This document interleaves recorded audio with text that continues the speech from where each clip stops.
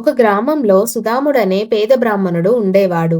అతను పేదవాడైనా మనసు మాత్రం ఎంతో స్వచ్ఛంగా ఉండేది. ఒకరోజు తన బాల్యమిత్రుడు శ్రీకృష్ణుణ్ణి చూడాలని ద్వారకకు బయలుదేరాడు.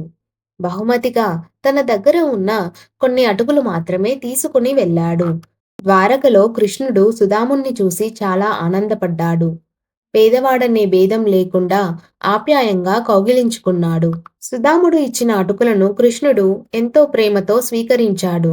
సుదాముడు ఏమీ అడగకుండా ఇంటికి తిరిగి వెళ్ళాడు. ఇంటికి చేరేసరికి అక్కడ తన పాత గుడిసె స్థానంలో ఒక అందమైన ఇల్లు ఉంది. ఇది కృష్ణుని కృప అని తెలుసుకొని సుదాముడు ఆనందించాడు. ఈ కథలోని నీతి ఏంటంటే, నిజమైన స్నేహం, స్వచ్ఛమైన హృదయానికి దేవుడు తప్పకుండా ఫలితం ఇస్తాడు.